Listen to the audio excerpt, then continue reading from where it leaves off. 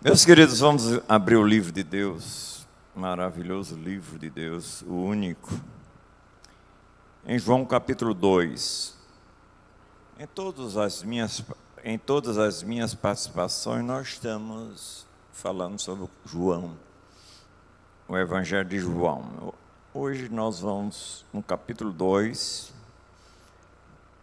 do 13 ao 17. 13 ao 17.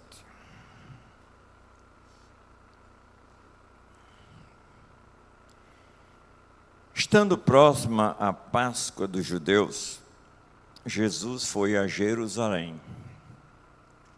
Encontrou no templo os que vendiam bois, ovelhas e pombas, e também os cambistas assentados. Tendo feito um chicote, uma zorraga de cordas, expulsou todos do templo, com as ovelhas e os bois. Derramou o dinheiro dos cambistas pelo chão, virou as mesas e disse aos que vendiam as pombas: tirem estas coisas daqui. Não façam da casa de meu pai uma casa de negócio. Os seus discípulos se lembraram o que está escrito: o zelo da tua casa, o zelo da tua casa me consumirá. Oremos, meus queridos. Estamos aqui na tua presença, e esta presença é certa, não só pela promessa, mas porque, além de ser verdadeiro em tudo, essa presença é real, satisfatória em nosso coração. Fala ao meu, fala ao nosso, ilumina nossa mente e coração, para que em tudo o teu nome seja exaltado. Ajuda-nos, Senhor, esta noite, em nome de Jesus. Amém. Meus queridos, Deus deu uma declaração ao povo dele, certa vez, dizendo: eu sempre os amei. E o povo, com essa expressão, com essa declaração de Deus, o povo teve a coragem de perguntar: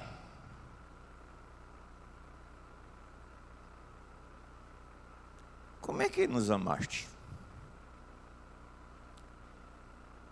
Infelizmente, hoje é realidade.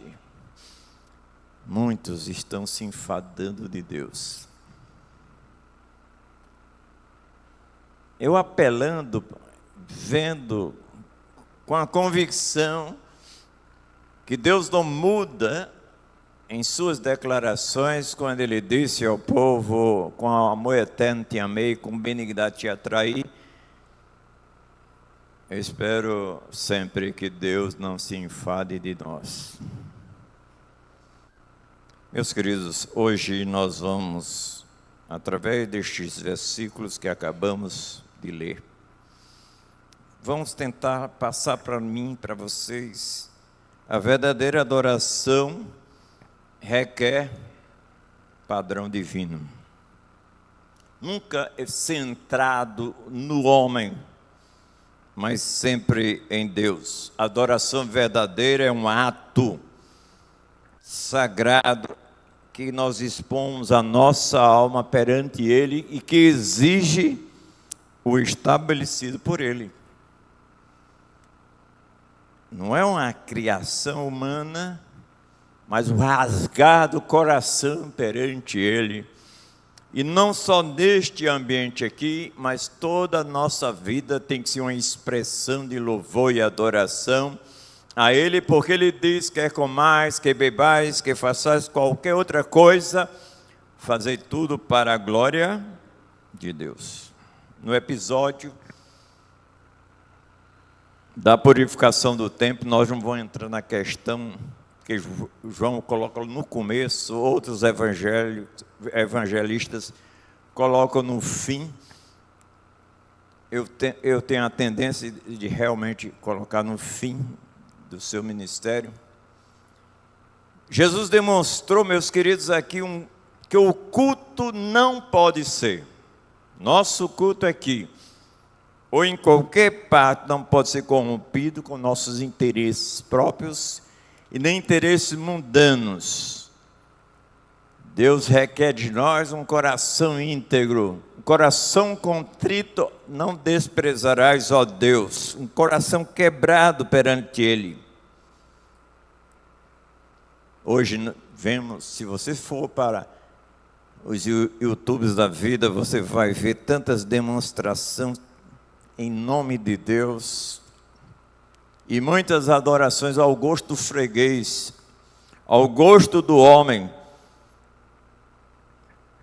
Mas Cristo nos ensina neste texto, meus queridos, que a verdadeira adoração precisa seguir o padrão divino. Não é aquela historinha que a gente expressa muitas vezes. Eu me senti tão bem. Não, é Deus que tem que se agradar. Deus procura adoradores que o adorem em espírito, em verdade. Então vamos ver 3 coisas aqui, amados. Valse ficou perplexo, que são 4 folhas para vocês. Mas não tenho medo não. Antes da meia-noite a gente sai. Hoje é dia de festa, né? Meus queridos, a primeira coisa que podemos aprender neste texto, que a verdadeira adoração exige santidade. Exige uma separação especial e essencial para Deus da nossa vida perante Ele. A santidade é um requisito essencial para o culto aceitável a Deus, de coração e com o padrão estabelecido por Ele. Eu me lembro de nosso querido Isaías, quando viu uma demonstração, capítulo 6, da grandeza da revelação de Deus, através dos serafins, ele habitando no alto sublime trono, ele sentiu as suas misérias, lamentando, chorando as suas misérias, e disse: eita, eu sou o imundo e habito num povo de impuros lábios. Se a sua adoração não lhe quebra, você vai sair daqui a mesma pessoa ou pior. A santidade é um requisito de Deus. A santidade é um requisito de Deus para a adoração. De coração e com o padrão das Escrituras. Porque Jesus Cristo ali olhou o quadro. Ele deve ter passado várias vezes ali nas festas judaicas. E disse: este é um lugar separado para o meu Pai. É um templo como lugar santo. No versículo, não fecha as Escrituras, a palavra de Deus. No versículo 14, e encontrou no templo os que vendiam bois, ovelhas, pombas e também os cambistas assentados. O templo, meus queridos, deveria ser um lugar, na ótica de Jesus Cristo, de oração, mas havia se tornado um mercado de vantagens próprias, vantagens para si mesmos. era até uma coisa necessária. Já pensou você vindo de quilômetros para adoração na festa da Páscoa, precisando adorar o Senhor, expressar o Senhor através de um animal, oferecendo o animal a Deus e carregar nas costas, né? Já vê um boi daquele, né? Quantos quilos? Já pensou? Já carregou algum nas costas? Não, né? Meus queridos, era até de certo ponto necessário, mas a motivação do que se fazia era um desastre para Jesus Cristo. O culto ao Senhor não pode ser misturado com interesses comerciais e mundanos. Eu, sendo novo convertido, eu senti a tristeza profunda quando ia a um certo lugar, que era lugar de adoração também, mas era uma manifestação de vendas em pleno culto. A minha alma entristecia. E Deus não quer isso. O lugar em si não tem, essas paredes não têm santidade em si mesmo, mas a quem nós estaremos adorando, estamos agora adorando, merece todo o nosso temor. Deus exige um ambiente santo para a adoração. Jesus Cristo purificou o templo pensando nisso. Devemos, então, irmãos, quando entrarmos aqui, devemos examinar o nosso coração, devemos olhar as nossas intenções, devemos olhar nossas motivações e retirar de nós tudo que não te agrada, não agrada a Ele. Dá uma olhada para você interiormente, dá uma olhada para você exteriormente. Tudo isso tem glorificado a Deus? 1 Coríntios 6, 20, nos mostra que nós somos comprados, não o nosso coração. Nós fomos comprados por inteiro. A expressão bíblica lá, em 1 Coríntios 6, 20, amados, na tradução corrigida diz: porque foste comprado por bom preço, glorificai a Deus no vosso corpo e no vosso espírito, os quais pertencem a Deus. Se nossas vidas exteriores não refletem uma atitude de adoração interior, não somos diferentes dos cambistas. Se a nossa alma não exteriorizar uma conduta agradável a Deus, nós não estamos diferentes dos cambistas. Esse povo honra-me o quê?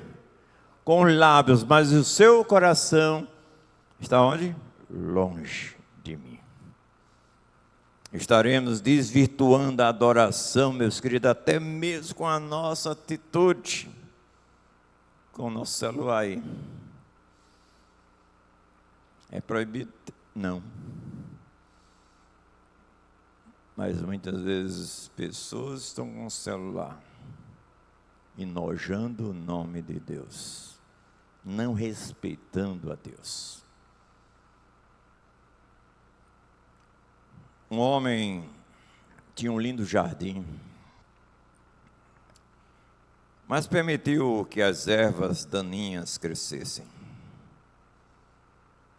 Aos poucos nós fazemos isso com o jardim de Deus que é você. Vão deixando poucas coisas, fazendo concessões.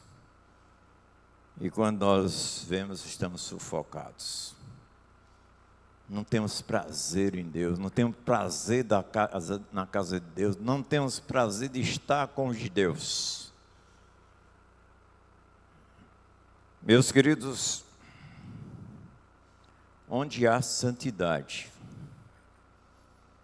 há a presença de Deus de maneira efetiva e maravilhosa.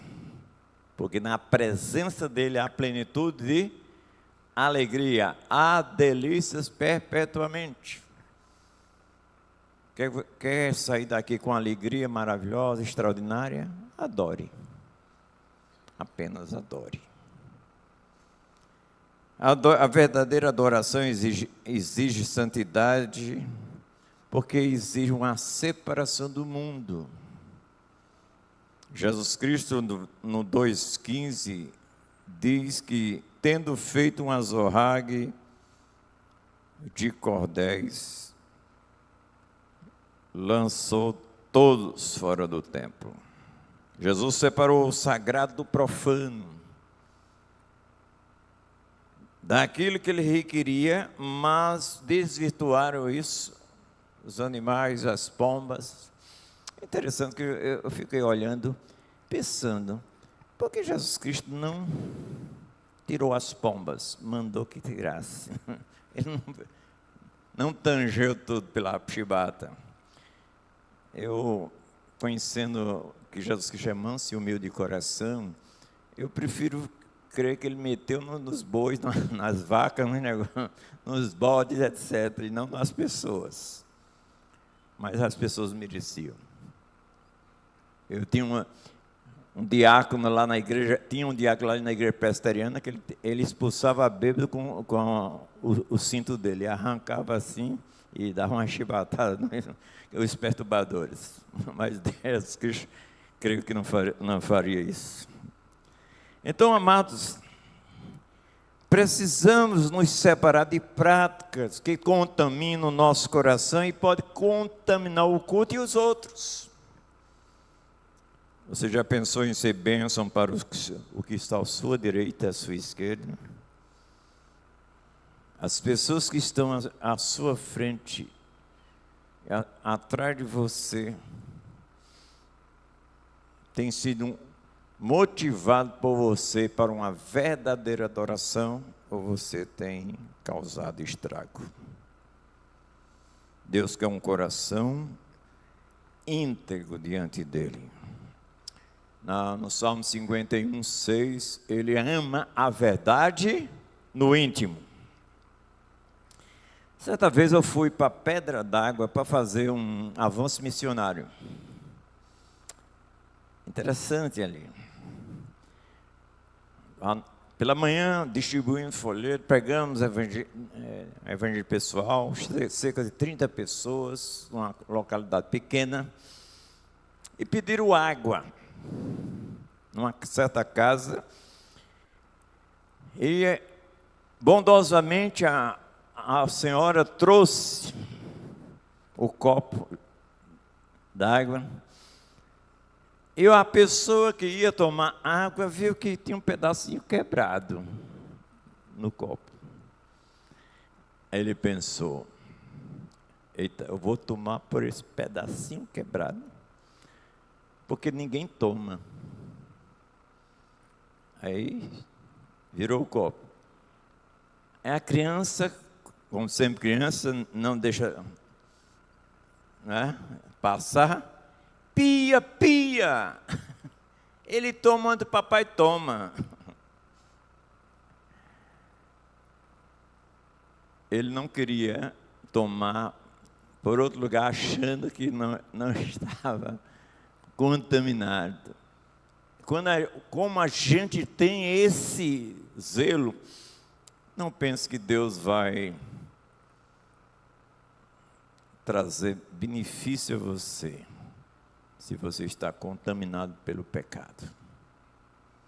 Isaías 59 nos chama a atenção disso. Que o nosso pecado é que faz separação entre nós e o nosso Deus. A verdadeira adoração não tolera contaminação. Jesus Cristo teve um zelo pela sua casa, pela casa de Deus. No 17 ele disse: o zelo de tua casa me consumirá. A gente tem muita coragem de expressar hipocrisia diante de Deus. Vi por vir. Expressar algo que não reflete o nosso coração. Jesus demonstrou indignação ao ver a casa de Deus profanada. Era um lugar que deveria ser a centralização de Deus e não de um comércio. Centralização de Deus e não de misturas. Não era do homem. O verdadeiro adorador deve ter a paixão em culto genuíno, buscando sempre, continuamente, honrar a Deus. Devemos valorizar e preservar a santidade no culto, rejeitando tudo, absolutamente tudo que não glorifica a Deus. Eu conheci um relojoeiro que ele tinha um zelo tremendo, principalmente em relógios caros. Cada peça do relógio ele tratava de maneira preciosa, para que funcionasse perfeitamente. Assim devemos cultuar a Deus de todo o coração, de toda a nossa alma. Deus procura adoradores que adoram em quê? Espírito em verdade. E Jesus Cristo aqui expressa o zelo pela casa de Deus. É a marca de um verdadeiro adorador. Em segundo lugar, amados, a verdadeira adoração requer santidade. Em segundo lugar, a verdadeira adoração exige reverência, respeito, temor. A adoração autêntica é caracterizada por uma postura de reverência e temor a Deus.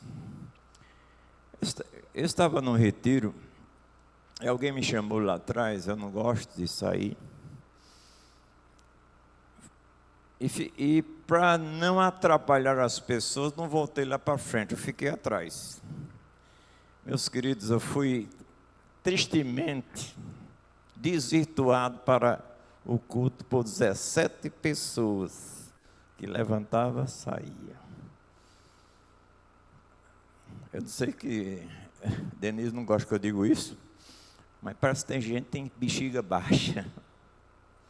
Parece que todo mundo está grávida nessa hora, grávida, e sai para um canto, sai para outro. Não percebe que desvirtua a adoração, tira as pessoas da centralização. É um perigo para nós, a superficialidade no culto. Jesus Cristo disse: não façais da casa de meu Pai comércio. Da casa de meu Pai, casa de venda. 2,16 aqui. Jesus confrontou a banalização do templo. Quando a adoração se torna, meus queridos, apenas um ritual, apenas um espetáculo, uma demonstração apenas de arte, que Deus não é contra. Louvai ao Senhor com arte, diz a palavra. Mas se for somente arte, não expressão da alma, perde o sentido, o propósito da verdadeira adoração.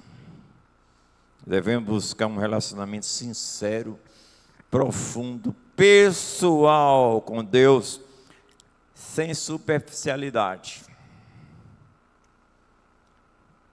Precisamos fazer isso. Um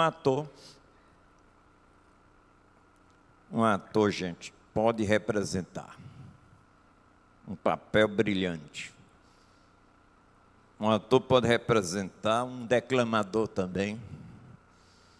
Mas isso não faz dele aquela pessoa que ele está representando.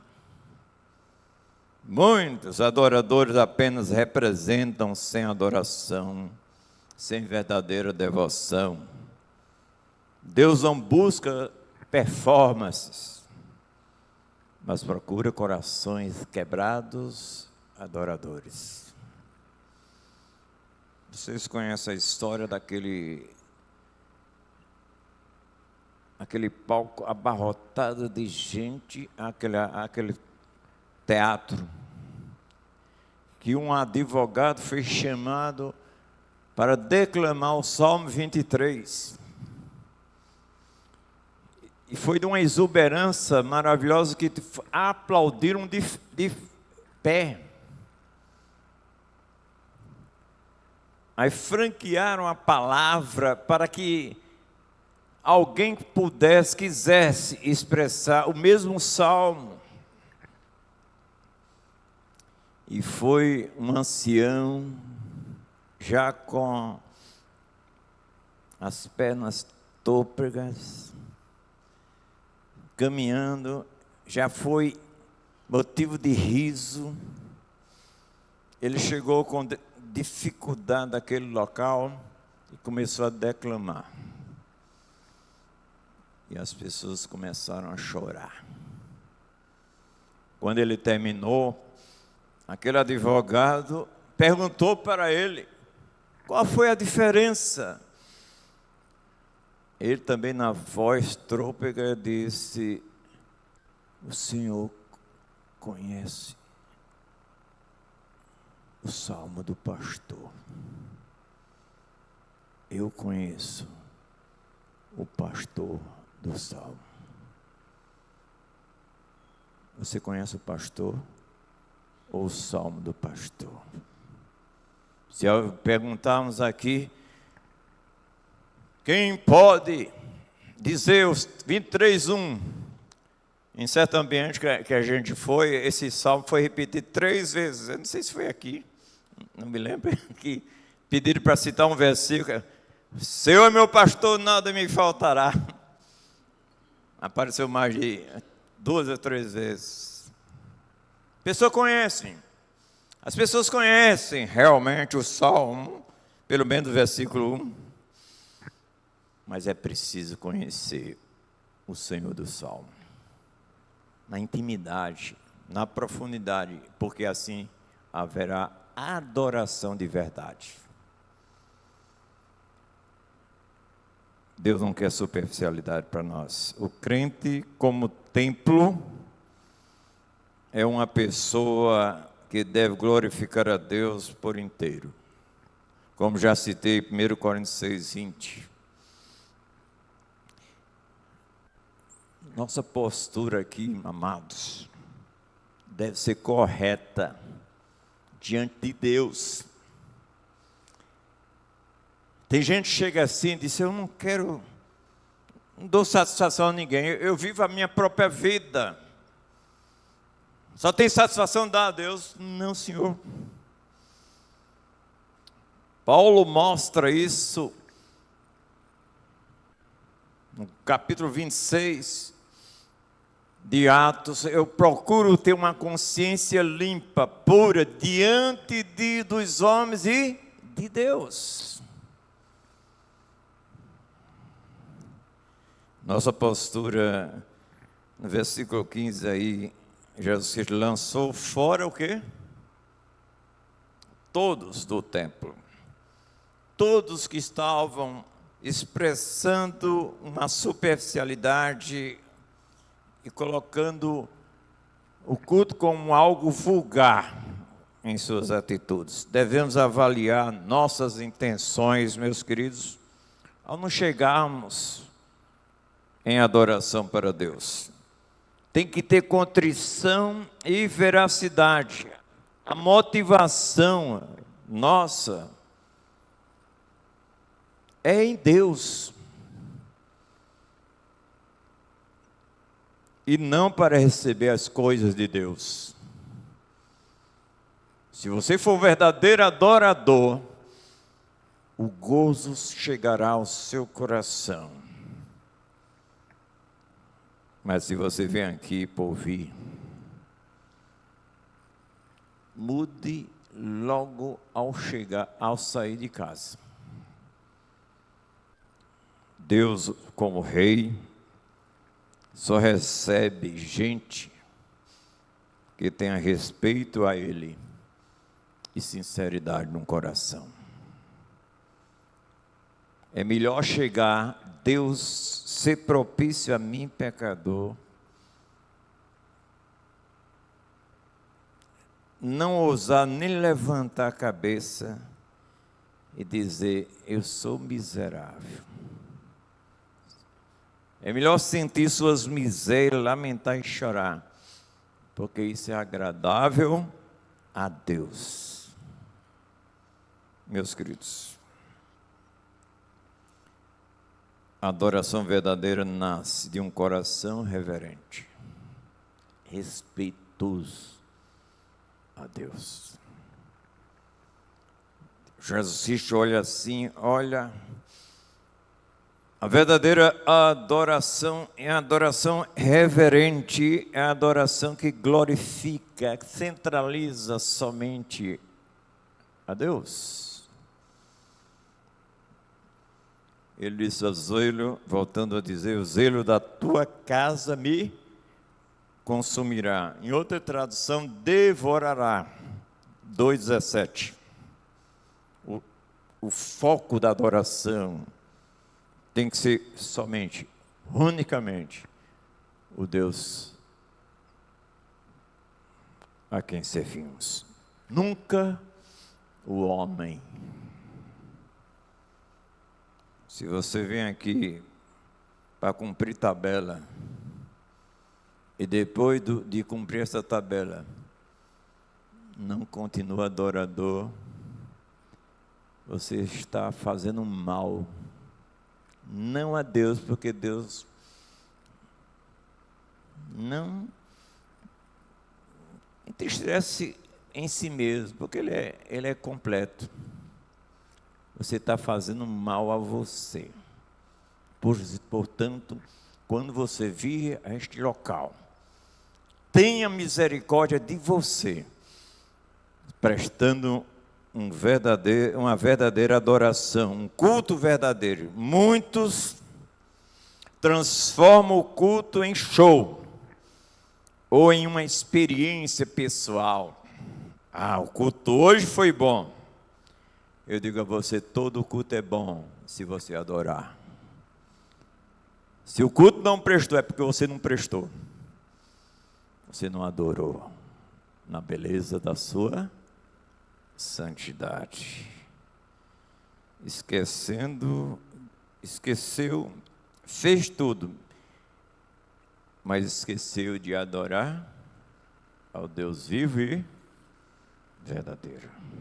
Devemos adorar com um propósito definido, exclusivo, de exaltar Deus acima de qualquer coisa.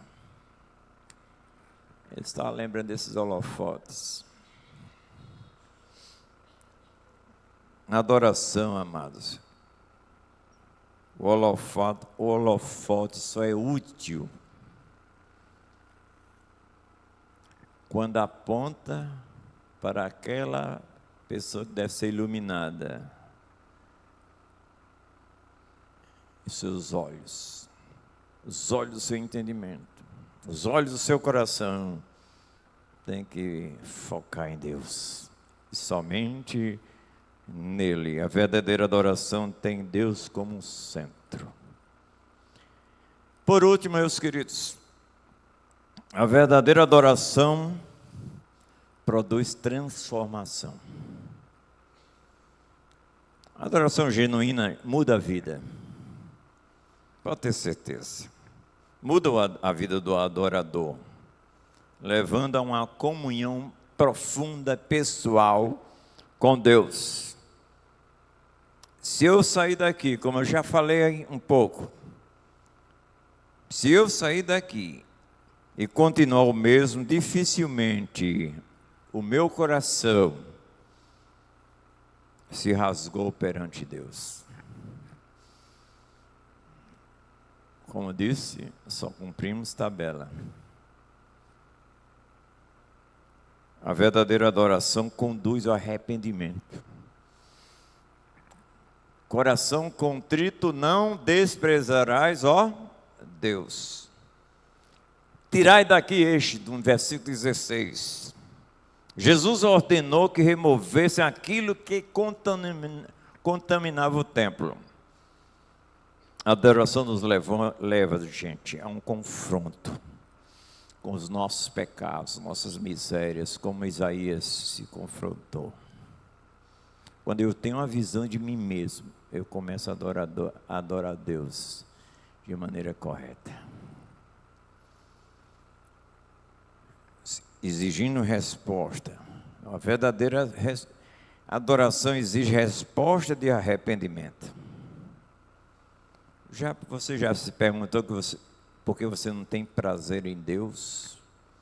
Não tem prazer nesta palavra? Não tem prazer na oração? Não gosta de cultos de oração? Não gosta de estudo da palavra? Onde estas duas disciplinas levam você a um comprometimento e uma intimidade profunda com Deus. Deus ordena purificação durante a adoração. É por isso que a gente faz um momento de contrição. Se atendemos à nossa vaidade, diz a palavra, o Senhor não ouvirá. Pode olhar, Salmo 66, 18. Se eu contemplar a vaidade no meu coração, o Senhor não ouviria. A adoração autêntica, meus queridos, sempre nos leva ao quebrantamento. Um espelho revela a sujeira no rosto. Assim como a verdadeira adoração nos expõe as nossas misérias diante de Deus. É impossível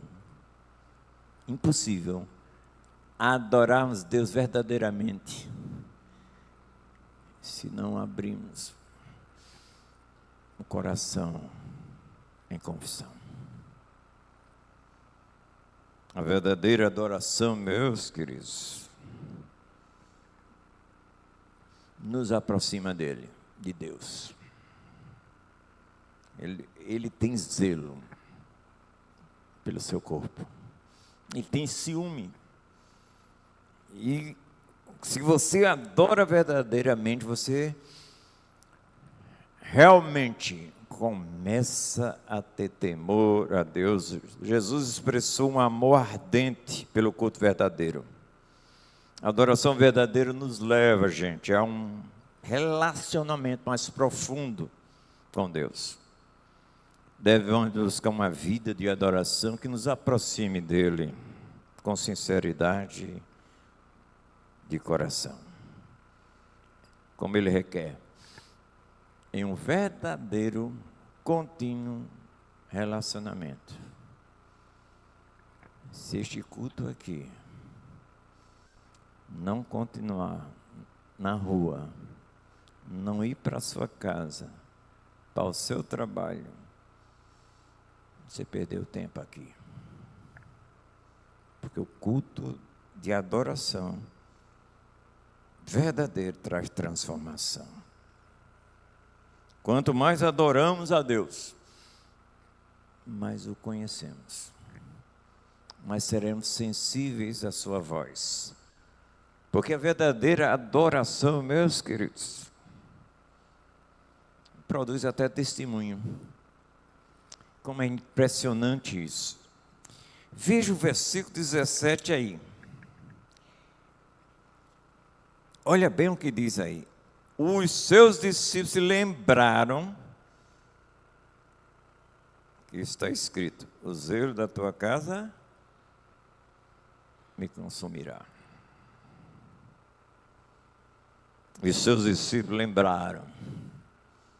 Quando Jesus Cristo expressa, exigindo uma verdadeira adoração, não misturada, não com o coração dividido, que o zelo, aquele zelo de Jesus impactou seus discípulos. Eles foram lá para a palavra. É isso mesmo que a palavra diz. Uma adoração verdadeira influencia outras pessoas e desperta nelas um desejo de Deus.